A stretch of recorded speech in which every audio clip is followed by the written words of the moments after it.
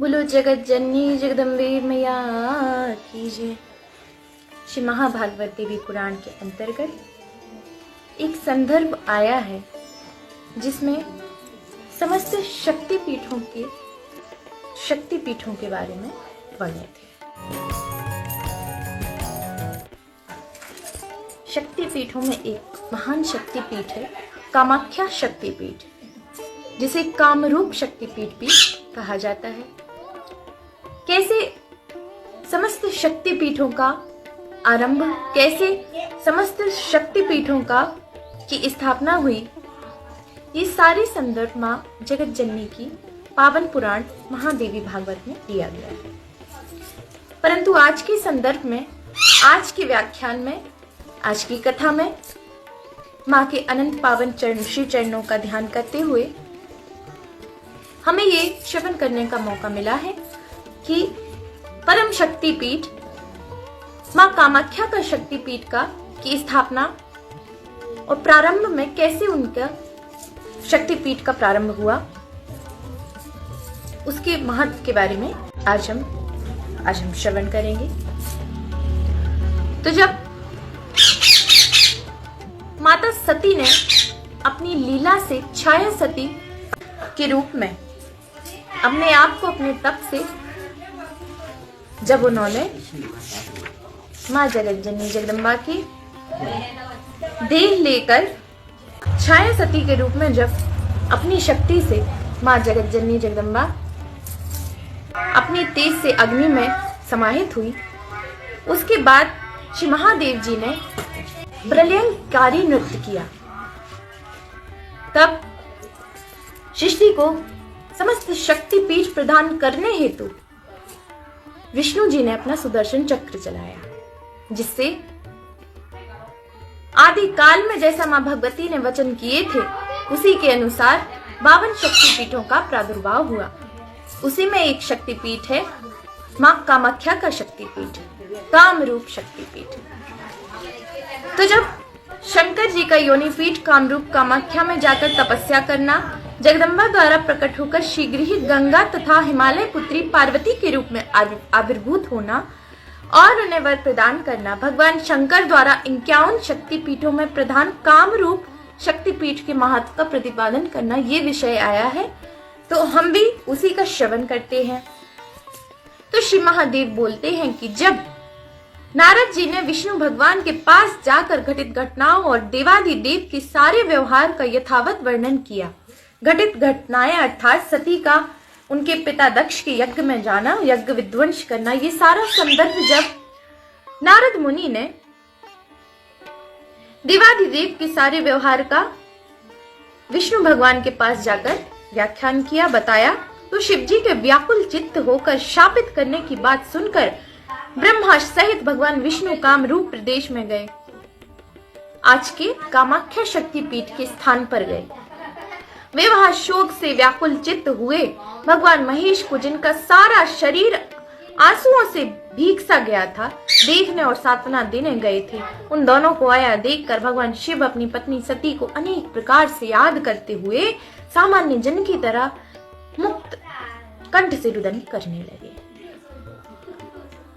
जिनका ना कभी जन्म होता है ना मृत्यु होती है, उन पराशक्ति की माया में डूबे महादेव जी भी एक सामान्य मनुष्य की भांति रुदन करते हुए उन्हें याद कर रहे हैं। ये मां की लीला है, अनंत लीला है। ब्रह्मा और विष्णु बोले, देव देवेश शंकर, आप इस प्रकार व्यर्थ ही क्यों रो रहे हैं?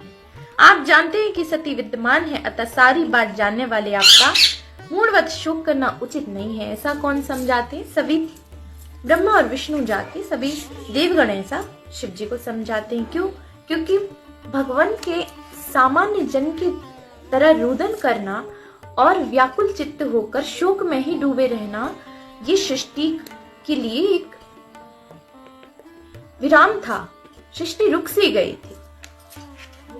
शिव जी बोले, आप लोग ठीक कहते हैं, मैं जानता हूं कि सती प्रकृति रूपा है, वे शुद्धा नित्या ब्रह्ममयी और सृष्टि स्थिति तथा संहार करने वाली है, ऐसा जानते हैं महादेव। लेकिन आगे क्या कहते हैं? कि दक्ष यज्ञ के नष्ट होने के बाद मैंने उन्हें अपनी आंखों से उसी रूप में देखा भी है, लेकिन पहले की तरह पत्नी भाव से अपने घर में उन महेश्वरी को ना पाकर इस समय मेरा मन अत्यंत व्याकुल हो रहा है। इसलिए ब्रह्मन विष्णु, मैं पूर्वत उन्हें कैसे प्राप्त करूं? ऐसा कौन कहते हैं? श्री महादेव जी ब्रह्मा विष्णु से कहते हैं कि आप मुझे अब इसका उपाय बताएं। तब ब्रह्मा और विष्णु बोले कि देव, आप शांतिचित्त होकर इस काम रूप पीठ में रहकर मन में महादेवी का ध्यान करते हुए समाहित चित्त से तपस्या करें। तब कामरूप पीठ का महत्व बताया ब्रह्मा विष्णु ने कि यहाँ की परमेश्वरी साक्षात विराजमान होकर अपने साधकों को प्रत्यक्ष फल प्रदान करती हैं। कहाँ की? कामाख्या शक्ति पीठ की माँ कामाख्या के विषय में ब्रह्मा और विष्णु महादेव जी को समझाते हुए कहते हैं कि इसमें संशय नहीं है। इस सिद्ध पीठ का महत्व कौन बता सकता है? आप तो परमेश्वर हैं, सर्वज्ञ हैं, सब कुछ जानते हैं, हम लोग आपको क्या बताएं? शिव, अब आप शांतिचित्त हो जाएं। शिव जी बोले, मैं अब यही रहकर स्थिर चित्त हो उग्र तपस्या करूंगा, जैसा कि आप दोनों ने अभी कहा है। महादेव जी आगे बताते हैं कि इतना कहकर शिव जी ने कामरूप सिद्ध पीठ पर उन परमेश्वरी जगदम्बा का ध्यान करते हुए शांत एवं समाहित चित्त होकर तप किया। इसने महादेव जी ने अपने मन को शांत करने के लिए और माँ भगवती जो सती रूप में उनकी भार्या बनकर आई थी, उनको पुनः अपनी पत्नी के रूप में प्राप्त करने के लिए उन्होंने कामरूप सिद्ध पीठ अर्थात कामाख्या शक्ति पीठ पर तप करना प्रारंभ किया।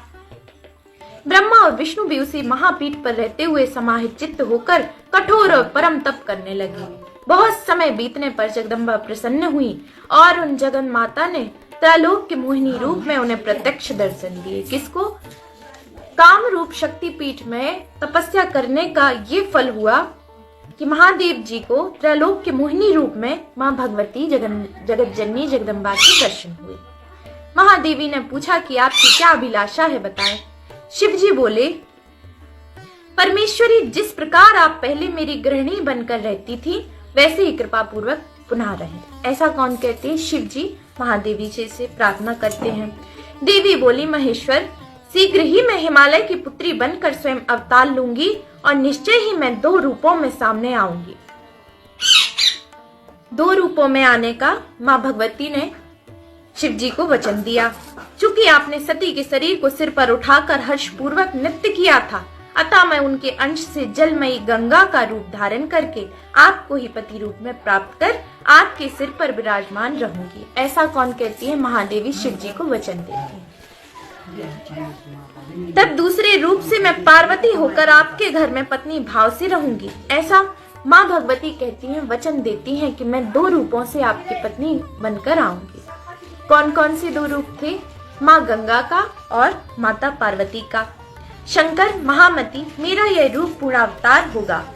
माता ने कहा कि पार्वती रूप से मैं पूर्णावतार में आपकी पत्नी बनकर आऊंगी।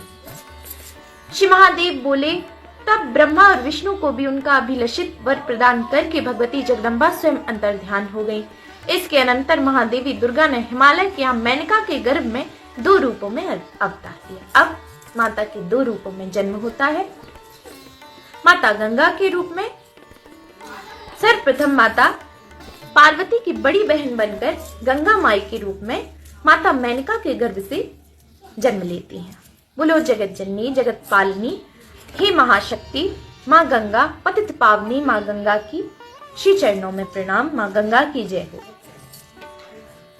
इनके अनंतर महादेवी ने भगवती ने ज्येष्ठा रूप से गंगा और कनिष्ठा रूप से शुभ लक्षणों वाली पार्वती बनकर जन्म लिया। महामती शिव भी प्रसन्न चित्त होकर काम रूप पर्वत पर कामाख्या पीठ के निकट पुनः कठोर तपस्या करने लगे। उस महापीठ के महात्व से भगवती ने स्वयं प्रसन्न होकर शिव को अभीष्ट वर प्रदान किया। इसी प्रकार जब भी अन्य कोई उस सिद्ध पीठ में भगवती की आराधना करता है तो उसे वे देवी मनोवांछित फल प्रदान करती हैं। बोलो जगत जननी जगदम्बे मैया की जय, माँ पतित पावनी गंगा मैया की जय, पार्वती मैया की जय, कामाख्या शक्ति पीठ की जय। आगे श्री नारद जी बोले, महेश्वर मुझे कामरूप का महत्व बताएं, जहाँ साक्षात प्रकट होकर भगवती प्रत्यक्ष फल देती है। परमेश्वर, चूंकि सभी पीठों की गणना में वशिष्ठ पीठ है, इसलिए आपने भी वही तपस्या करके जगदम्बा की आराधना की थी, ऐसा कौन कहते हैं? नारद मुनि महादेव जी से प्रार्थना करते हैं कि कृपया करके आप विस्तार से मुझे कामरूप शक्तिपीठ के महत्व के बारे में बताइए। महादेव जी बोले, मुनि श्रेष्ठ, धरातल पर छाया सती के अंग प्रत्यंग गिरने से 51 शक्तिपीठ बन गए। महामते, उनमें कामरूप श्रेष्ठम शक्तिपीठ है, जहाँ भगवती साक्षात निवास करती हैं। उस सिद्ध पीठ में जाकर ब्रह्मपुत्र नद के ललिमा लिए जल में स्नान करके मनुष्य ब्रह्म हत्या के पाप से भी सदा संसार बंधन से मुक्त हो जाता है।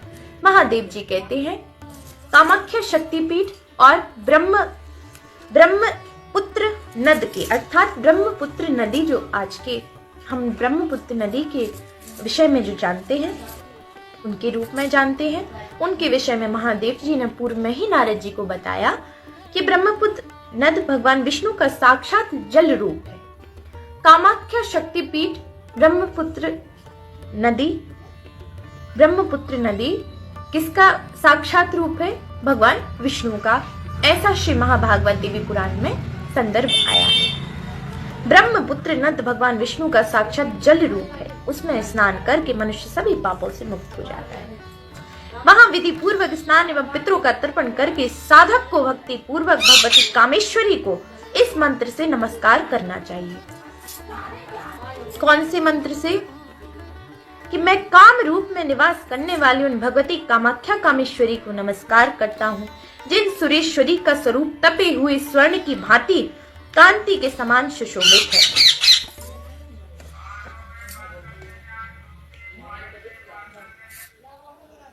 आगे तत्पश्चात मानस कुंडादि तीर्थों में जाकर विधि पूर्वक स्नान करके यथा विधि कामरूप क्षेत्र में प्रवेश करना चाहिए।